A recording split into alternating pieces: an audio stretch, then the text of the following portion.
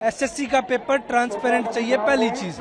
दूसरी चीज, जिस कंपनी को ये टेंडर अलॉट हुआ था, सेंटरों को पेपर कंडक्ट कराने में वो कंपनी विफल दिखी है।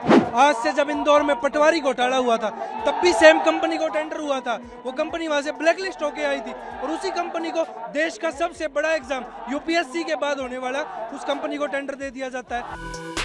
दिल्ली के जंतर मंतर पर हजारों एसएससी अभ्यर्थियों ने सड़कों पर उतरकर पेपर लीक और परीक्षा में अनियमितताओं के खिलाफ जोरदार प्रदर्शन किया है। इस प्रदर्शन ने न सिर्फ दिल्ली की सड़कों को हिलाकर रख दिया, बल्कि सरकार और एसएससी की कार्यप्रणाली पर गंभीर सवाल भी खड़े किए हैं। तो चलिए इस खबर को विस्तार से समझते हैं। कर्मचारी चयन आयोग यानी एसएससी की सिलेक्शन पोस्ट फेज 13 परीक्षा पिछले कुछ दिनों से विवादों के घेरे में है। 24 जुलाई से शुरू हुई इस परीक्षा में पेपर लीक, अचानक रद्द होने, तकनीकी खामियों और दूर दराज के परीक्षा केंद्रों की शिकायतें सामने आई हैं। गुरुवार को देश भर से हजारों एसएससी अभ्यर्थी और उनके शिक्षक दिल्ली चलो के नारे के साथ जंतर मंतर पर जुटे, ताकि अपनी आवाज सरकार तक पहुंचा सके। लेकिन ये शांतिपूर्ण प्रदर्शन उस वक्त तनावपूर्ण हो गया जब दिल्ली पुलिस ने प्रदर्शनकारियों को रोकने की कोशिश की। अभ्यर्थियों का आरोप है कि पुलिस ने लाठीचार्ज किया और कई छात्रों व शिक्षकों को हिरासत में ले लिया। एक प्रदर्शनकारी ने कहा कि हम सिर्फ अपनी मेहनत का हक मांग रहे हैं। पेपर लीक और बार बार रद्द होने वाली परीक्षाओं ने हमारे साल बर्बाद कर दिए। क्या हमें इंसाफ मांगने का भी हक नहीं? एसएससी का पेपर ट्रांसपेरेंट चाहिए, पहली चीज। दूसरी चीज, जिस कंपनी को ये टेंडर अलॉट हुआ था, सेंटरों को पेपर कंडक्ट कराने में वो कंपनी विफल दिखी है। आज से जब इंदौर में पटवारी घोटाला हुआ था, तब भी सेम कंपनी को टेंडर हुआ था। वो कंपनी वहां से ब्लैकलिस्ट होके आई थी और उसी कंपनी को देश का सबसे बड़ा एग्जाम यूपीएससी के बाद होने वाला, उस कंपनी को टेंडर दे दिया जाता है।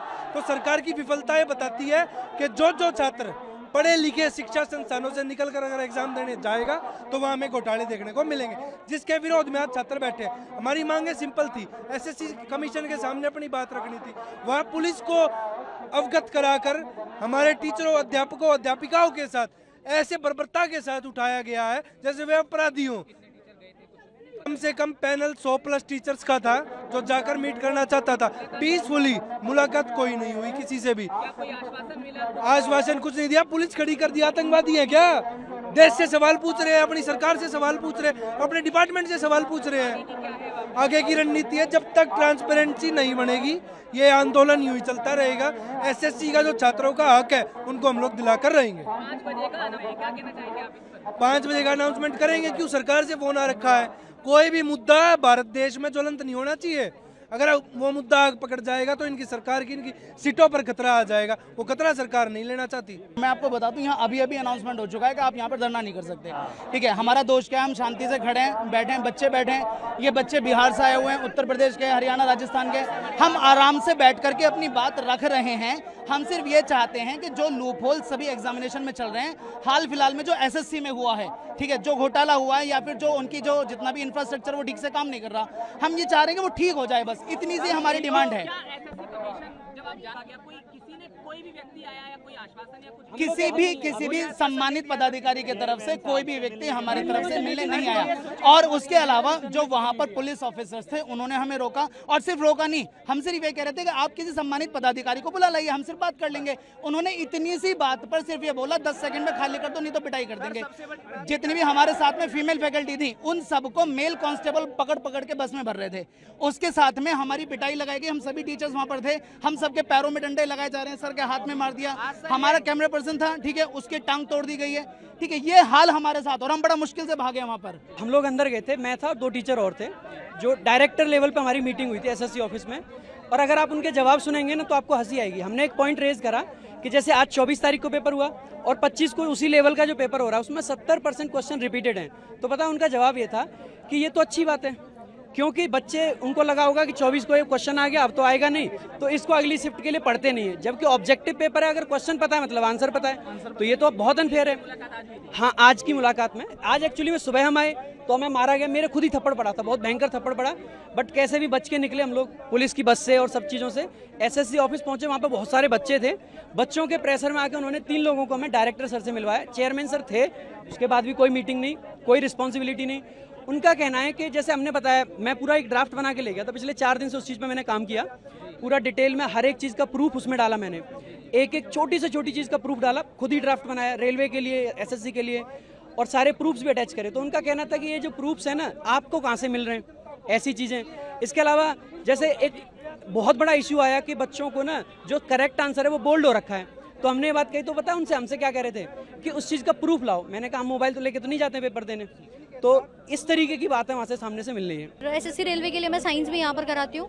रेलवे में तो ये डिस्क्रिपेंसीज थी, रेलवे का कोई एनुअल कैलेंडर नहीं है, बहुत सारी यहाँ पर गलतियाँ हो रही हैं, पेपर में कोई वैकेंसी सामने नहीं आ रही है क्लियरली। लेकिन एसएससी के अंदर भी पहले आपने वेंडर चेंज कर दिया, और उसके बाद अब यहाँ आज जो टीचर्स के साथ सिर्फ शांतिपूर्ण बात करने के लिए बात यहाँ पर रखी गई थी, उसके बाद भी फीमेल टीचर्स को भी यहाँ पर इतने गलत तरीके से मेल कांस्टेबल ने खींच करके डिटेन किया है। जी हाँ, मैं भी वहाँ पर थी जिनको की डिटेन कर लिया गया है। और सर एक सबसे बड़ी बात,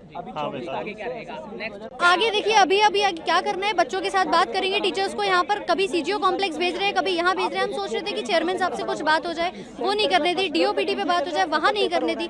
आप बात ही नहीं कर पा रहे। बच्चों के सेंटर्स आपने ऐसे दे दिए जहाँ ऊपर कहीं शादी हो रही है और साइड में एग्जाम सेंटर आप करा रहे हैं, तो क्या ये ऐसे बच्चा पेपर दे सकता है?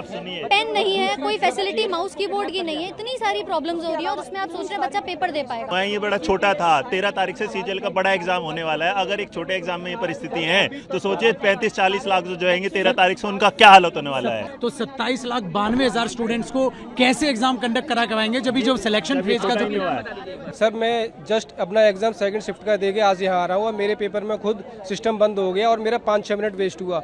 मैंने वहाँ भी शिकायत की, पर वहाँ पे कोई एसएससी का पर्सनल सुनने को रेडी नहीं है। मुझे जैसे ही पता लगा कि टीचर्स हमारे पक्ष में यहाँ पे एकत्रित हुए हैं, तो मैं प्रोटेस्ट में यहाँ पे आ गया सीधे एग्जाम के बाद। आगे के साथ सर हम प्रोटेस्ट में जब तक इनके साथ हैं, हम कार्य ये है कि रिफॉर्म्स नहीं होंगे जब तक नहीं।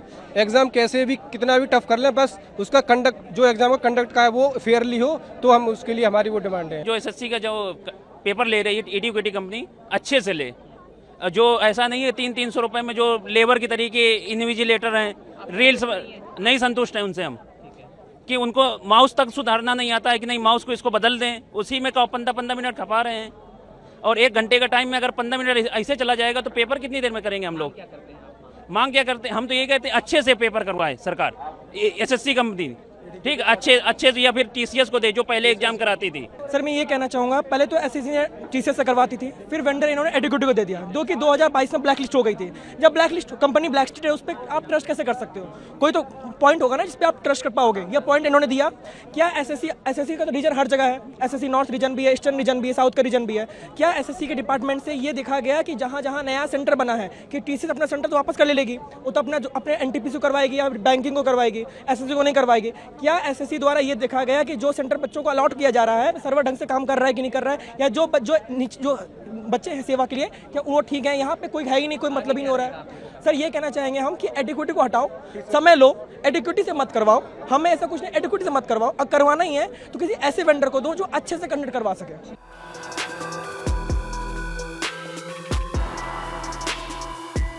ये कोई पहला मौका नहीं है जब एसएससी अभ्यर्थी सड़कों पर उतरे हैं।